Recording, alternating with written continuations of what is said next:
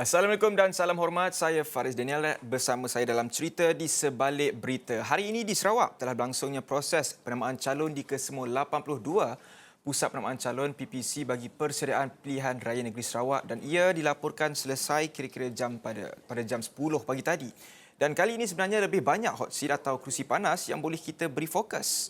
Dan antara pusat penamaan calon yang menjadi perhatian ramai ialah Don Gedong yang akan ditandingi Ketua Menteri Sarawak sendiri Tan Sri Abang Johari Tun Openg mewakili GPS dan juga di Don Padungan melibatkan pengurusi PH di AP Sarawak Chong Chin Jen dan ada juga di Bawang Asar melibatkan Presiden Parti Sarawak Bersatu PSB Wong Sun Koh. Dan selepas itu ada di Bak Kelalan Ahli Parlimen Selangau Baru Bian dan juga satu-satunya calon PAS yang bakal bertanding di PRN Sarawak kali ini iaitu Muhammad Arif Rifriazul Paijo di kerusi Beting Maru.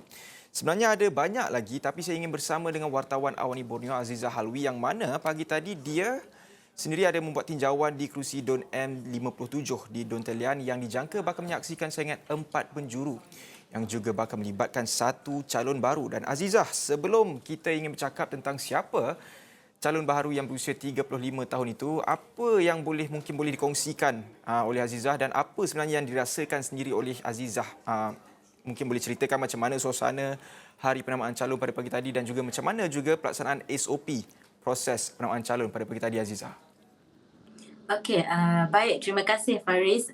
Seperti yang dilaporkan sebelum ini bahawa kerusi DUN 57 Telian boleh dikatakan sebagai hot seat berikutan munculnya muka baru menggantikan Yusip Nosh Balo.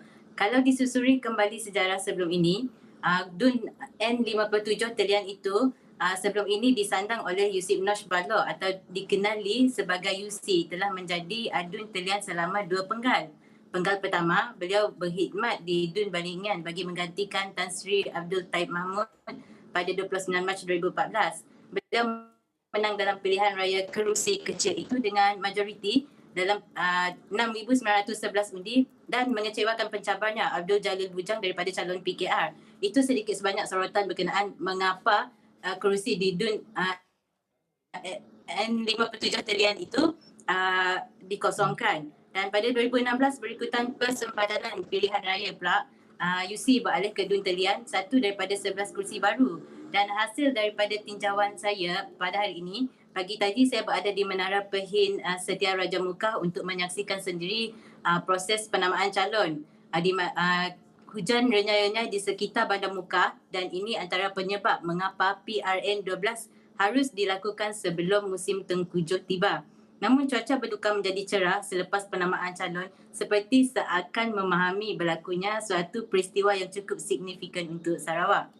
Menurut perhatian saya pada pagi tadi, suasana kelihatan begitu tenang sekali. Kemah untuk penamaan calon juga telah disediakan dan ini bagi memudahkan proses pemberian kertas undi. Malah tiada provokasi dan juga rusuhan yang dilakukan dan semuanya berjalan dengan lancar. Saya sudah berada di lokasi sejak jam 6.30 pagi tadi dan calon pertama tiba di lokasi pusat penamaan calon adalah calon daripada wakil PKR Muhammad Arwin Lim Abdullah di mana beliau terus menyerahkan borang pencalonan pada 7.55 pagi tadi. Kemudian diikuti oleh calon GPS yang merupakan calon baru untuk DUN N57 Tilian. Dia datang pada pukul 8.11 pagi dan disusuli dengan calon Parti Bumi Kenyalang pada pukul 8.23 pagi tadi. Dan Arwin Lim menjadi calon terawal tiba di pusat penamaan calon kira-kira 7.30 pagi bersama seorang penyokong dan penyandang. Setakat itu yang saya boleh kongsikan dengan Faris.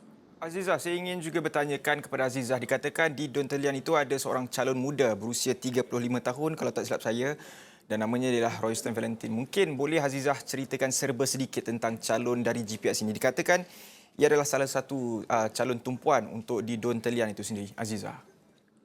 Okey, seperti yang kita semua sedar maklum, Royston Valentine, calon yang berusia 53 tahun ini adalah antara calon termuda juga di dalam untuk wakil calon GPS, di mana beliau merupakan penerima anugerah Perdana Belia Negara APBN peringkat negeri Sarawak kategori individu lelaki tahun 2018 dan penerima anugerah belia negeri Sarawak kategori individu lelaki tahun 2017.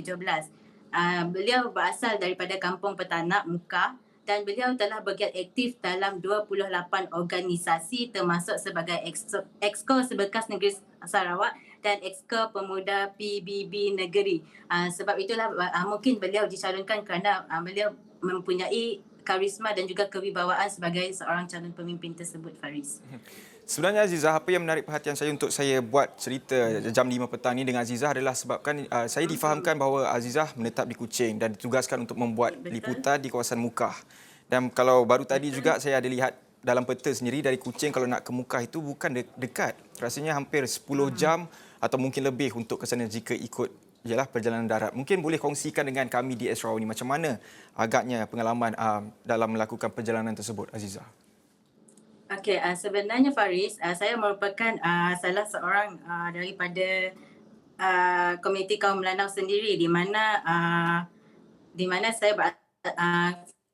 keluarga saya berasal daripada Kampung Igan dan sudah tentu menjadi tugas seorang wartawan sudah tentu kita sentiasa bersedia dan sentiasa on the go, betul. Jadi masa bertugas begitu fleksibel sehingga saya bangun untuk pada pukul 3 pagi dan tim kami mula bertolak dari rumah pada pukul 6.30 pagi di mana perjalanan mengambil masa selama 10 jam menggunakan jalan darat. Jadi sepanjang melalui jalan raya Pen Borneo, sudah pasti ada kawasan-kawasan tertentu yang belum lengkap kemudahan asas dan kemudahan infrastruktur seperti jalan raya, belum ada kemudahan lampu-lampu jalan dan kebanyakan jalan masih dalam pelaksanaan kecuali ada beberapa kawasan yang jalan raya dan infrastrukturnya sudah begitu cantik dan siap dibina seperti di kawasan di bahagian Serian dan Seri Aman hingga ke Balai Ringin.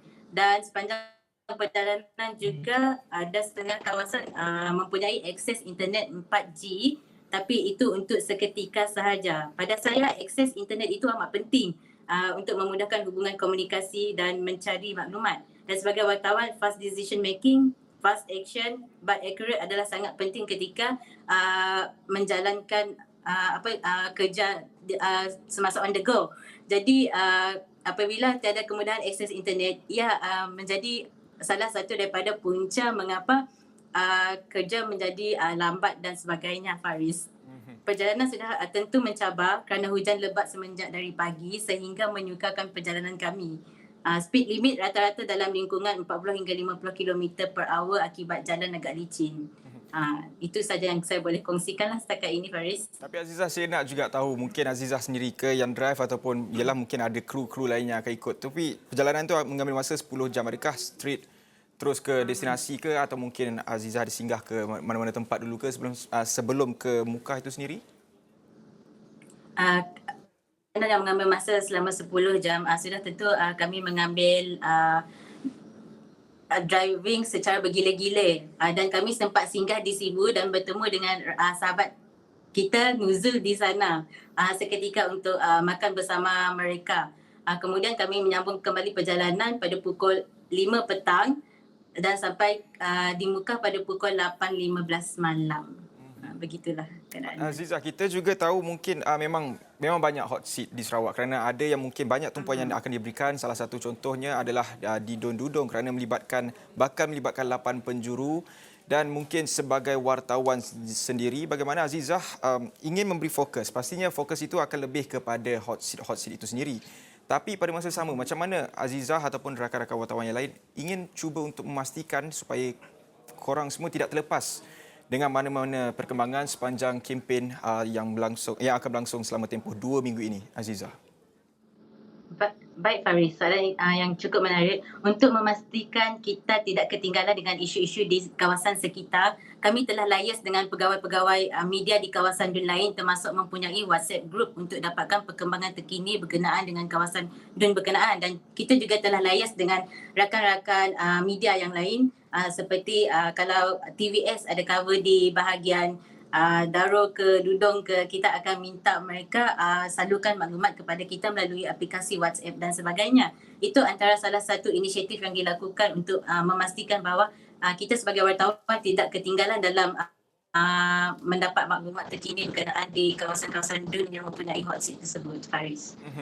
Jadi dalam tempoh untuk 2 minggu ini, adakah Azizah akan terus berada di muka bagi membawakan perkembangan terkini untuk Sarawak ini, dan mungkin apa lagi yang akan dibawakan oleh Azizah dan juga tim-tim Piala Sarawak yang ada di Sarawak ketika ini, Azizah?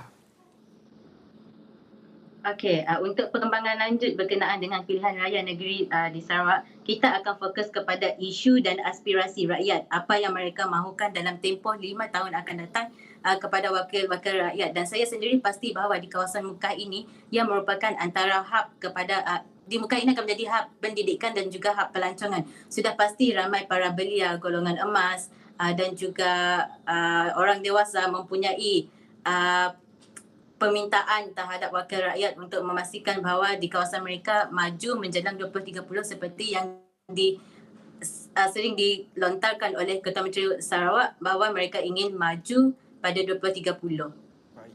Begitu juga Faris. Baik, selamat bertugas diucapkan kepada Azizah dan juga rakan-rakan kami di Sarawak ini yang ada di Sarawak ketika ini. Itu dia tadi serba sedikit perkongsian daripada wartawan Awani Borneo yang berceritakan perjalanan 10 jam daripada Kuching ke Mukah untuk melakukan tugasan daripada hari penamaan calon sehinggalah hari pengundian yang akan berlangsung pada 18 Disember nanti. Kita berehat seketika, kembali selepas ini.